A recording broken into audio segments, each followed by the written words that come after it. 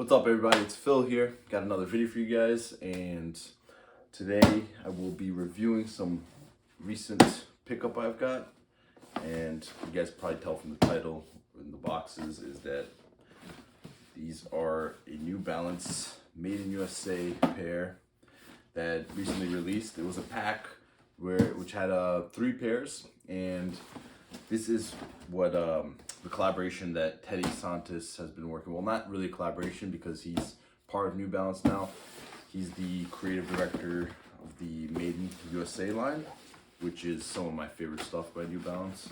But yeah, they released this pair. To get right into it, they released these 3 pairs, and it's part of the 990 line. And the first one is a V1, which I was able to pick up. I got it in a raffle, luckily. Picked up at KIF. And these are the V1s. The V1 was the first 990 released, and these originally released, the original pair released in 1982, I believe. But yeah, this is a reiteration of the V1, and this colorway, I think they're called, the whole pack, I believe they're calling the colorway the Marblehead Incense pack. But yeah, this quality, and this is amazing already. I could tell, like, you see how hairy the suede is all over the toe box and the paneling. It's got that really furry suede, pig skin, whatever it is. But yeah, these are made in USA. I noticed that New Balance has been putting all over their boxes now that has a domestic value of 70% or more. I know they're putting that all over now because they got sued recently for claims about, because they have their Made in USA. They claim that they're made in USA, but I guess they're not fully made in USA, which is almost everything in the US like now. Because I mean, the machinery we have supposedly they can't make certain parts of the shoes, like some parts of the soles and stuff. But you know, either way, it's nice to have a brand that is making stuff in the USA, because a lot, like, the only sneaker brand I can think of off the top of my head that makes stuff in the USA still is New Balance. But yeah, it's got that old school labeling on the tongue right there with the Made in USA on the inside too. Got these Vibram outsoles.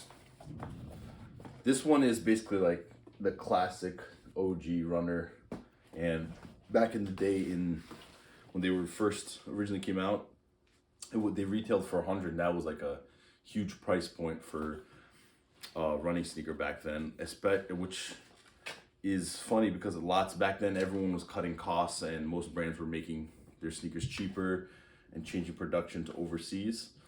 And New Balance completely went the other way and was making their stuff in the US and decided to make a $100 price point shoe, which is really high, which is basically like what Yeezys go for now, which is like surprisingly like the 300 range, which is like unknown for until recently. So this would be considered would be the equivalent to what that is now. But yeah, it's got all over gray, got this goldish, like big goldish beige color on the mesh parts of the shoe, like the toe box and the inner panels. And the inside is like this plasticky urethane. I don't know what that material is, but it's like a plasticky material on the inside. The back tab has this light tan suede heel tab right there. And then it's got this plastic heel cap. But honestly, this one is my favorite one out of the pack, just because it's that classic, it has that classic look, and casually styling this would be really easy. But they are, yeah, these retail now, I believe they were like 180-ish, 190. But yeah, it comes with these cream colored laces inside, and it has an extra pair. I believe it's the same color, it looks like. But yeah, it comes with 2 pairs of laces. I can't tell if it's the same color or a shade lighter, but it comes with an extra pair of laces. I do like the box design too, because it has that cream color with the red logo on it, and sturdy. And it also comes with this card right here showing the 990 line and when they were released. So yeah, the V1 was in 1982. On the back, it shows all these other colorways in the model, and these are supposedly some of the other models that will be coming out with Teddy Santis designed by him. And getting onto the next pair, as you can guess, is the V2, 990 V2. And it's funny, this box is actually smaller than the other two boxes.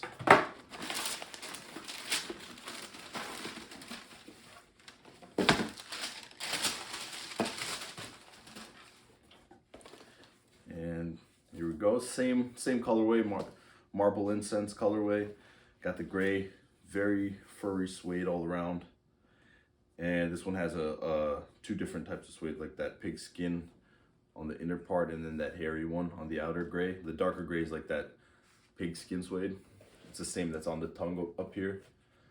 And it's got that tan suede on the back too, with the reflective Made in USA hint on the tab, reflective N on the side and on the toe area too.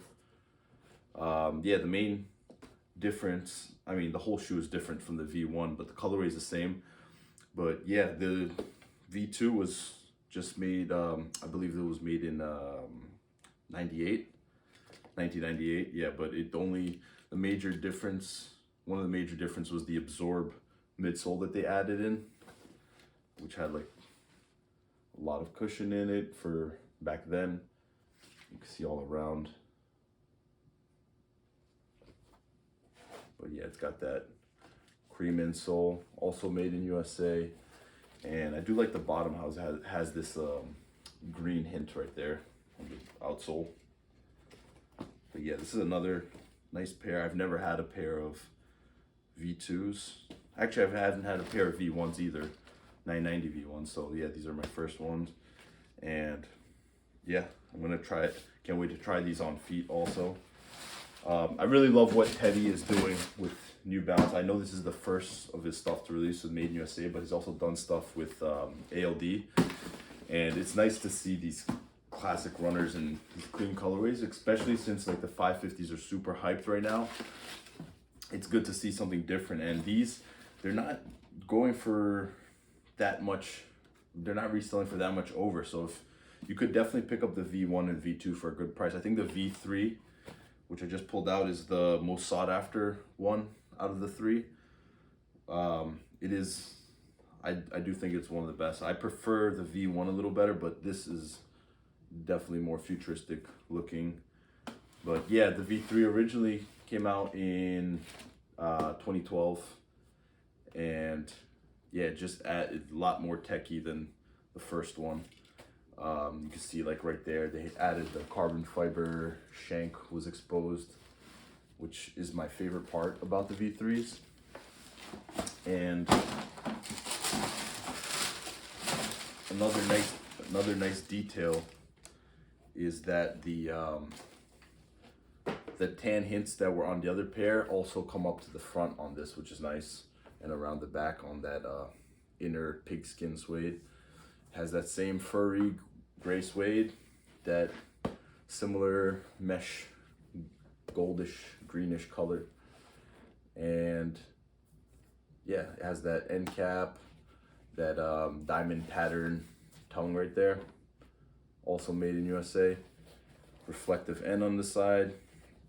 It does come with extra laces also. I did notice this one came with a white pair in the shoe and a cream for the side, so I'm guessing the other pairs must be cream and white also. It's just that the laces on the V3 are a little more less stretchy, like that cotton weave, so it's more noticeable, the color difference. But the yeah, they all came with extra laces. This has the reflective heel tab right there with the red New Balance logo on the right under it. The optimal control on the tongue, but yeah, these supposedly are super comfy. Yeah, carbon fiber is the coolest part for me, which they did get rid of on the V4s, which sucks. That was my favorite part about the V3s, but I do love the V4s also. I do have some, I think I have one pair of V4s which are super comfortable. But yeah, the stuff Teddy's been doing with the brand is great, and I can't wait till he drops some other stuff for the main line, because the 550s are getting overdone, not just from ALD, but like from outside, like the Foot Locker colorways and all these other brands. The 650Rs, which I did a video on recently, was also a great pair that came back. I was hoping a high top would come back, so I'm glad to have that pair. But like having their classic runners is what people really were. I guess when Teddy was coming to New Balance, the hardcore New Balance heads were worried that he would bring too much hype and kind of ruin the classic look of New Balance, but he's definitely not doing that with these pairs right here. I think he's staying true to the New Balance line, and I'm excited for whatever else he's gonna release. And like on this card right here, I already see a few pairs I'm excited for.